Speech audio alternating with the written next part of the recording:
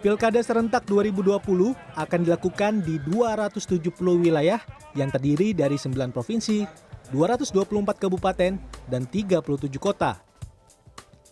Pandemi virus corona yang terjadi membuat KPU harus menyesuaikan beberapa teknis pelaksanaan tahapan pemilu. Pendaftaran bakal pasangan calon dibuka pada 4 hingga 6 September. Apabila di satu daerah terdapat calon tunggal, maka pendaftaran akan diperpanjang hingga 9 September. Penundaan akan dilakukan selama 1 hari apabila masih tak ada penantang.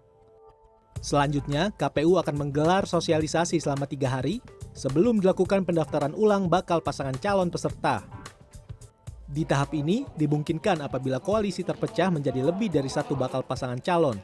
Namun, jika masih terjadi calon tunggal, maka pilkada akan tetap dilanjutkan melawan kota kosong. Protokol kesehatan dilakukan dalam tahapan ini, termasuk kewajiban bakal calon melampirkan hasil swab. Apabila bakal calon terkonfirmasi positif COVID-19, maka bakal calon akan diminta untuk melakukan isolasi mandiri dan dalam jangka waktu tertentu untuk melakukan swab ulang. Apabila hasilnya masih positif, maka akan berimplikasi terhadap tahapan selanjutnya, dengan kemungkinan penetapan bersangkutan sebagai peserta Pilkada 2020 akan tertunda atau jatah durasi berkampanyenya akan berkurang. Seiring pendaftaran, juga dilakukan verifikasi yang meliputi pencalonan, bukti pemenuhan kelengkapan syarat yang diperlukan, hingga tes kesehatan. Selanjutnya akan dilakukan penetapan peserta pilkada pada 23 September dan dilakukan pengundian nomor urut esokan harinya.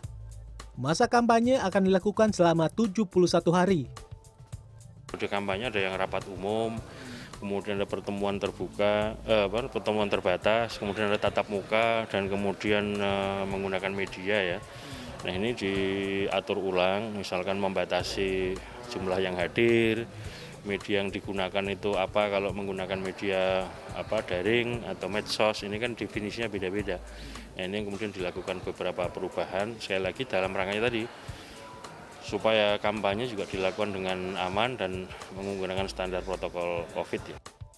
Setelah kampanye, KPU akan memberikan masa tenang selama 3 hari sebelum pemilihan akan dilakukan secara serentak pada tanggal 9 Desember. Penghitungan hingga rekapitulasi suara akan dilakukan hingga 26 Desember. Meski di tengah pandemi virus corona, KPU menargetkan partisipasi pemilih sebesar 77,5% dalam Pilkada serentak 2020. Reza Ramadan, Indra Raharja, Jakarta.